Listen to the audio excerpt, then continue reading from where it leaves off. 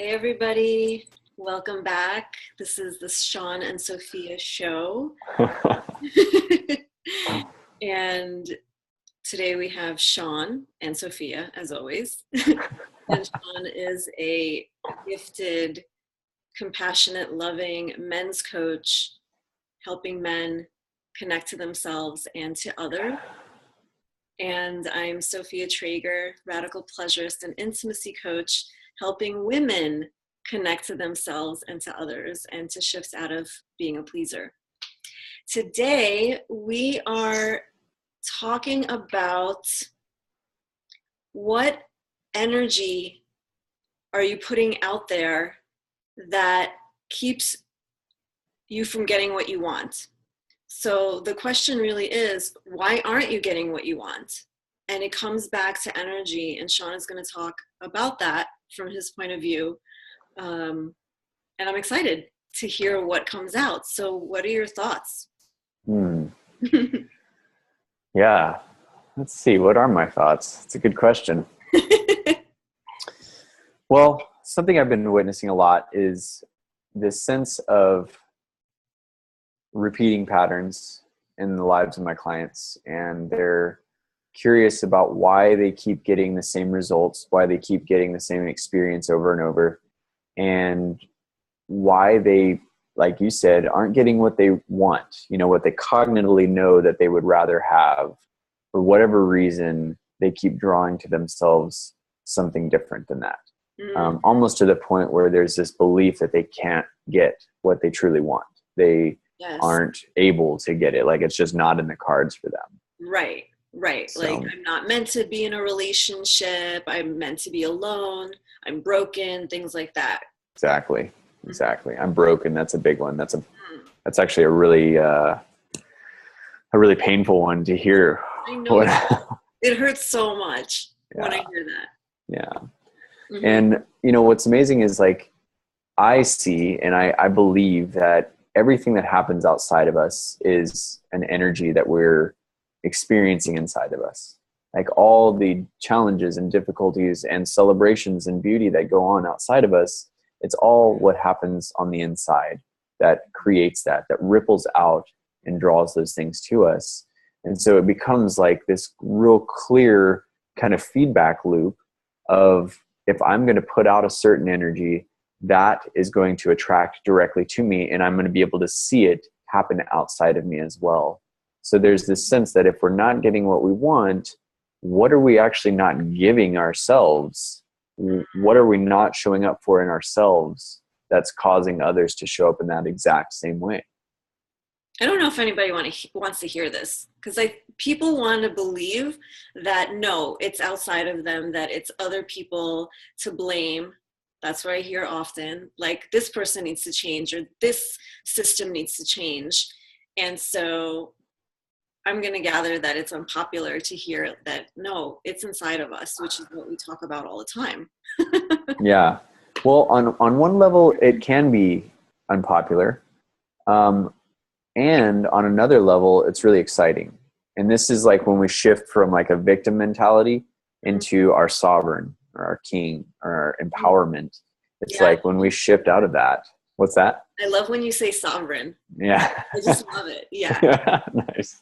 So it's like when we move out of that victim space and we hold the power that we know that we actually willed to actually create our lives by how we're showing up internally, that's actually really exciting to me personally.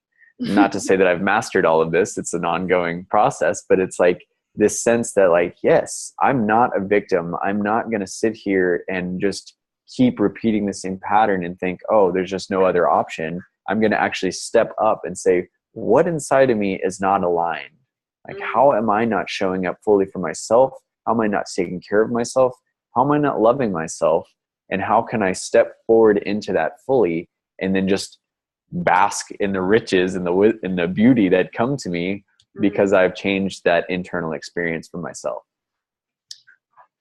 Yeah, Sean, but there had to be a shift. There had to be a shift where you said at some point, I don't want to be a victim anymore, because I know a lot of people, and I'm sure you do too, who say they don't want to be a victim, but they like being a victim. Do you know what I mean? Yeah.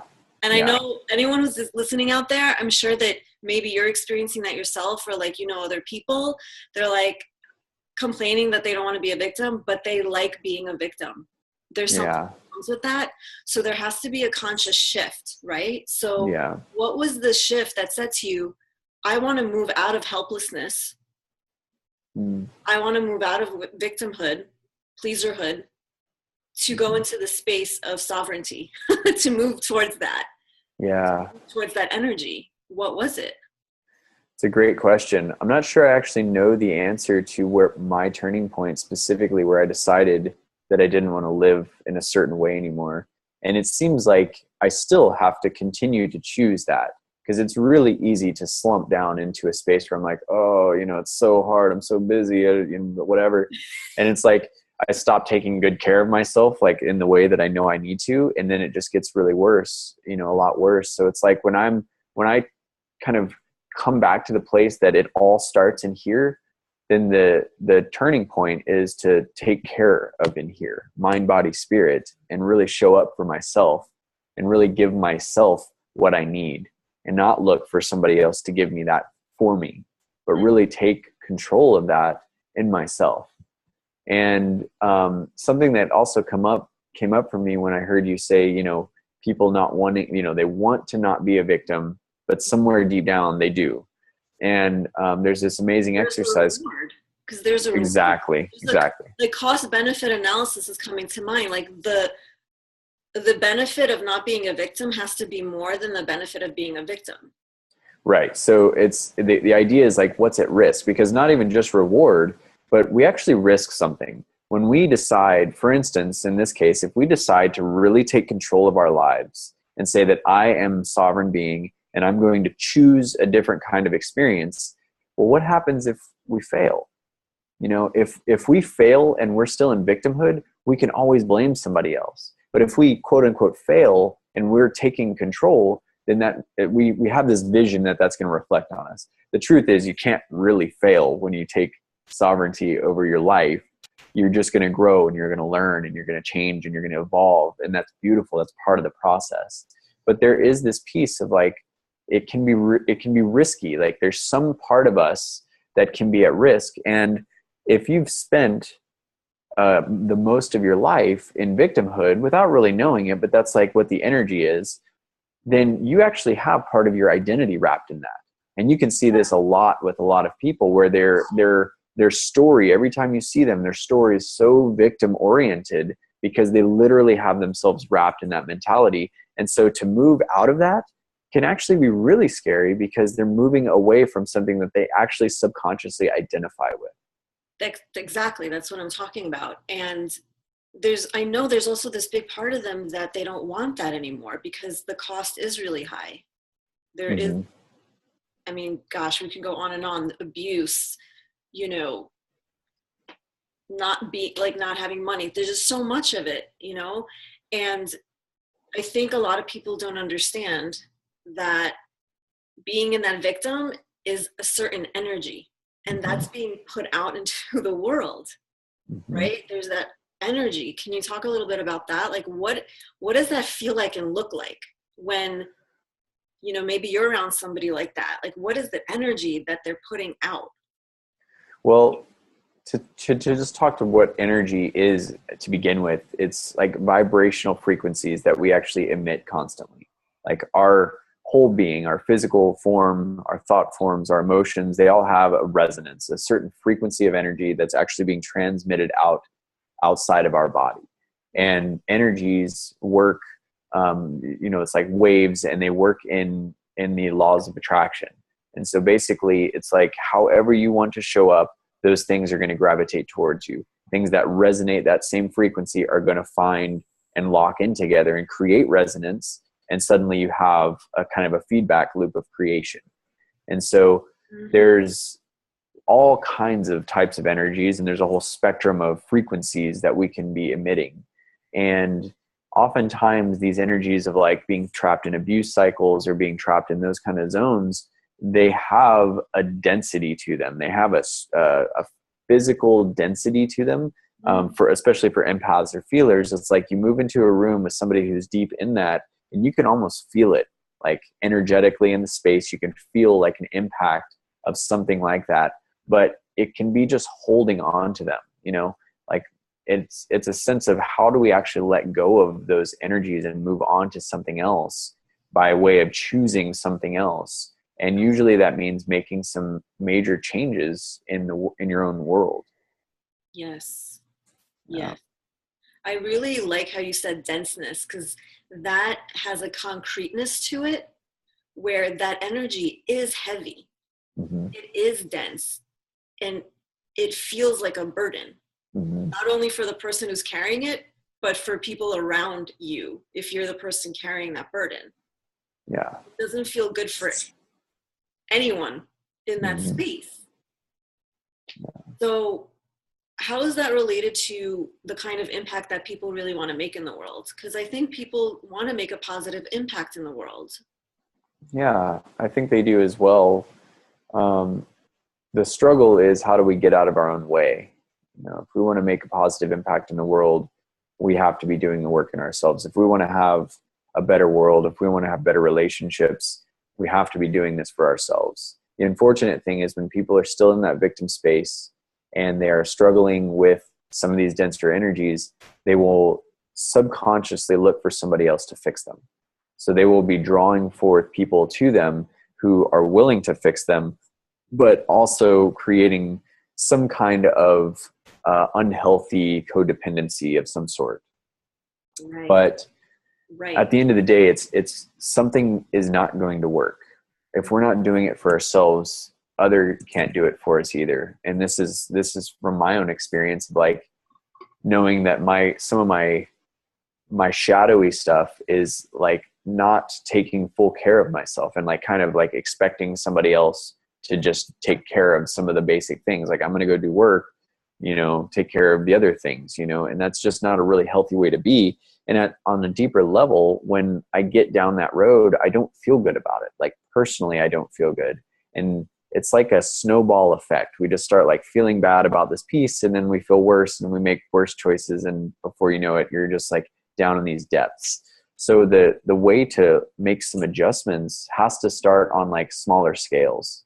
And we have to start just taking better care of ourselves and loving ourselves and really like starting to accept these parts of ourselves, because we can't really begin to really make change in our body and our being in our hearts if we're doing it from a place of malice or judgment and like anger towards ourselves or self-loathing.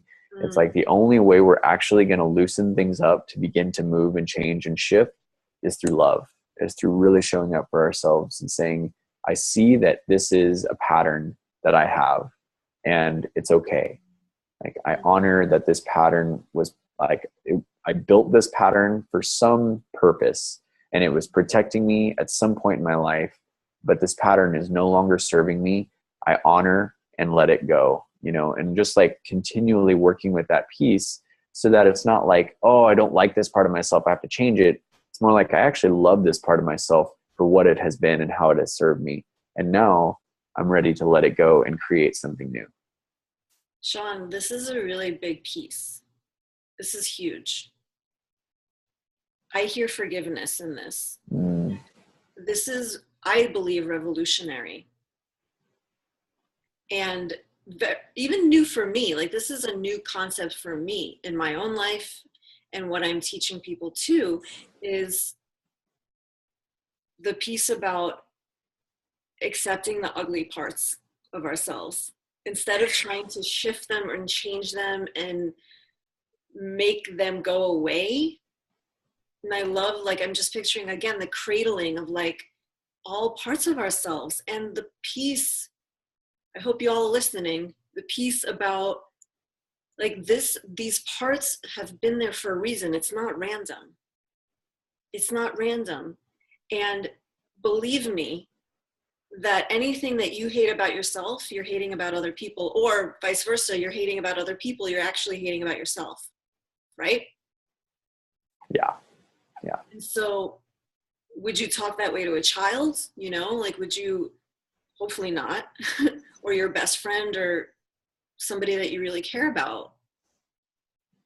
I actually really like that you said child, because there's a pretty strong possibility that a lot of these things are some like yearning that's deep inside that comes from our own inner child. Like I know that my things, when I go down into the depths of the parts that I just want to avoid so badly, and when I go down into those places and I experience that, what it shows up as is this little boy. It's my little boy. It's me when I was a child, and my sadness and my fears. And it's like in that place, when you're in that zone, when I'm in that place and I see him, when I don't see him, I want to push the whole thing away. I'm like, oh, I don't want to get into that because it's so dark and heavy and intense. But when I get into it and I see him, it's like all he wants to do is be loved and held. And all I want to do is give him that love and acceptance. And it's amazing how much that transforms things. Like the moment we just offer love and really offer ourselves to a situation in that way, it just transforms so much just based on that. And it's one of those incredible things, how amazing it is that love shifts things so dramatically, you know? Yeah. And as an example of that, it's like, imagine when you're in a fight with somebody and you're angry and you're yelling at each other, nobody is going to change anything from that place. But the moment you soften and say, hey, like, let's bring it down. Let's come back. Let's get heart connected. Let's really look at what's happening here. Let's love each other again in this place, in this space. Suddenly there's a whole, amazing amount of availability for like understanding and accepting of each other's viewpoints and honoring each other and that willingness to make a change from that place of love. But as long as we're coming from anger and hate, it's really, really challenging. Yes. So I'm hearing two things, just, as little tips for our viewers, our beloved audience. One is having the courage and making the choice to look at those parts of yourself that have been in the dark for so long, that are really, really. And a big part of that is going to be shame. A big part of that is all the ways that you think you failed in life, in relationships, all the decisions. Like, I'm getting emotional talking about this, you guys. And if you're out there, you can put your hand on your heart and like really like love yourself right now, all those times that you made wrong decisions,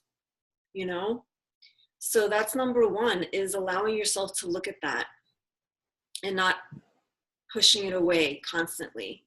Like if it comes up, it's coming up for a reason, and just allowing yourself just a moment, a space to just say, okay, I feel this, I see this, let me see what this is. So that's one thing I got from what you were saying, is to let yourself look at it.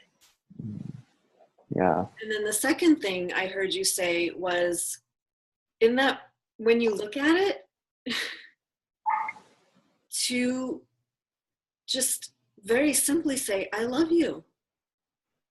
I love you no matter what. I love the part of you that made the wrong decision. I love the part of you that thinks has failed. I love you. Did I get that? Like, I feel like that's what you were saying. Yeah. At the root core of it, that's exactly it. It's like, let's go in and see it. Yeah.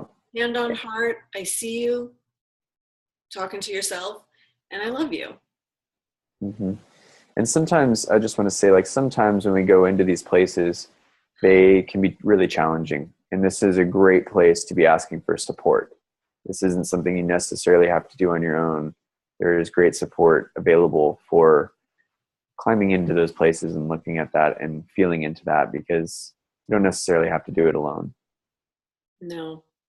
I'm going to be vulnerable and give an example right now of what's happening in my life. I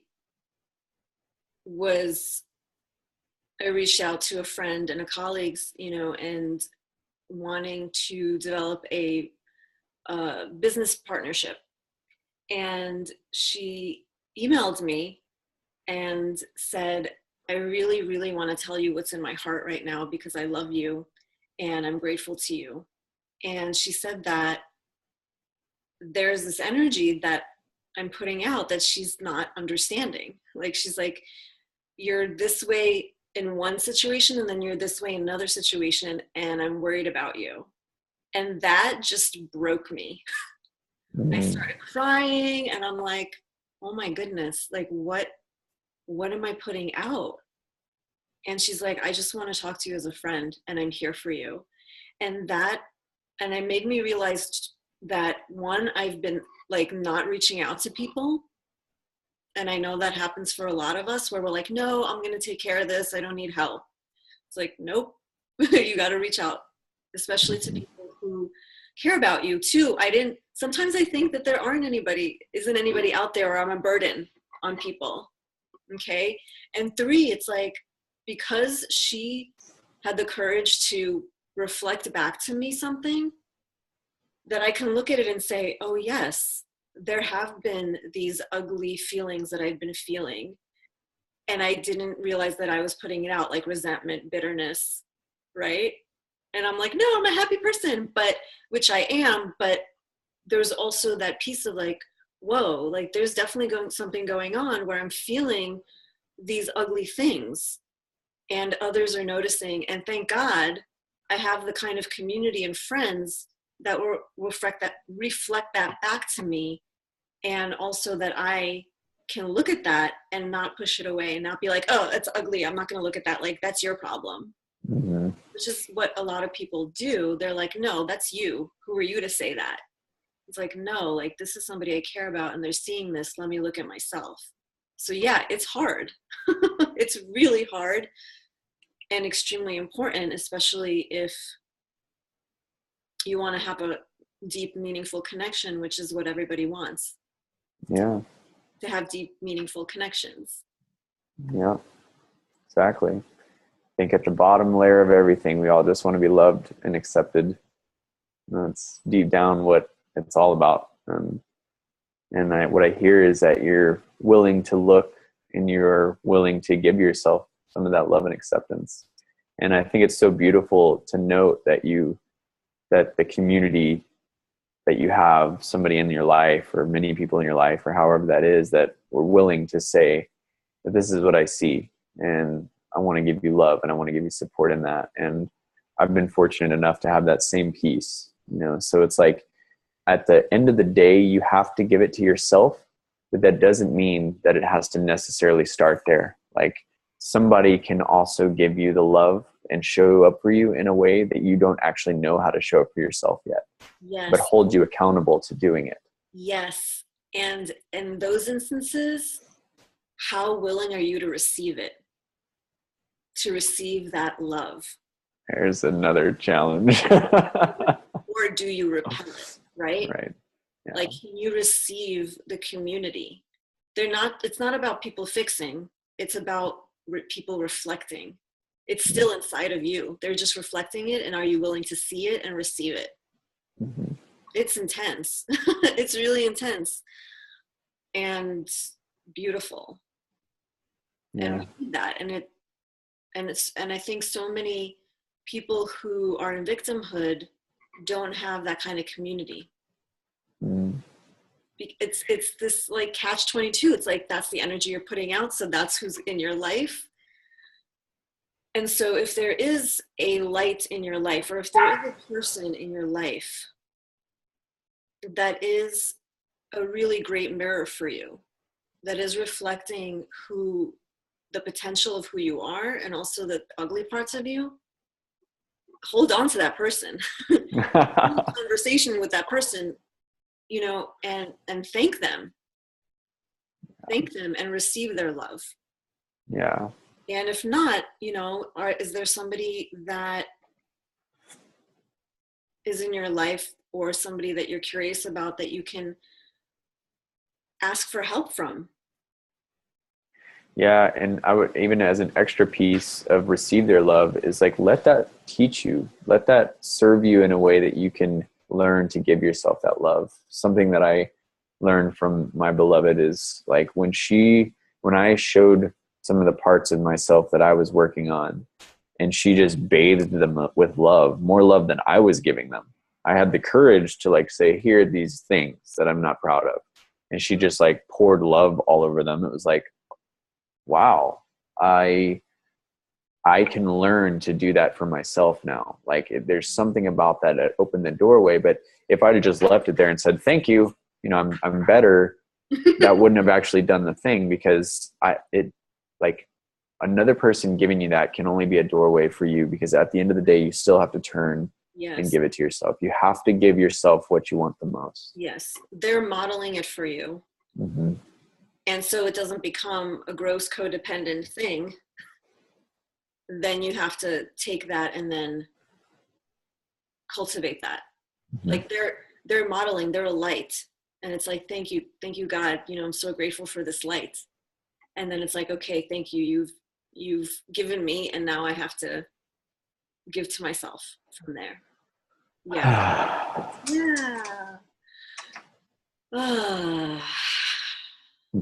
This is so nourishing, as usual. I hope it was nourishing for all of you too. How can people get in touch with you? Well, so I'm a men's connection coach, and I work with single men who are feeling, they're just craving love and intimacy. And I help them feel safe enough to open into real love. And I offer a free 1-hour breakthrough session that's just about serving you and just supporting you in figuring out exactly what you want and understanding the number one thing that's keeping you from that, and really giving you the steps that you can take immediately to begin to open up into more love and connection and intimacy in a way that you never have before. It's a free 1-hour session, so feel free to go to my website. It's SeanPatrickMayer.com and sign up for one. I'd love to talk to you. That sounds so good. I hope people take you up on that. Men take you up on that. That's awesome. Thank you. And what about you, Sophia? How can people get a hold of you? So again, in a very similar fashion, I work with single women. We are counterparts. I work with single professional women who tend to be empaths, tend to be healers, who want to break out of this cycle that we were talking about today, the cycle of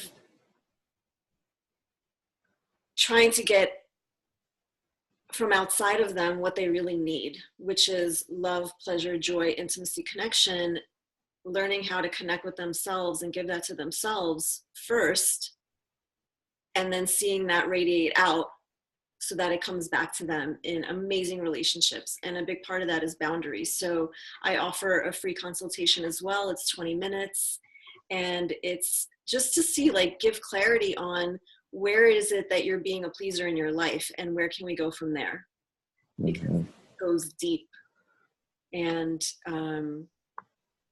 it's a way to start the conversation. Awesome.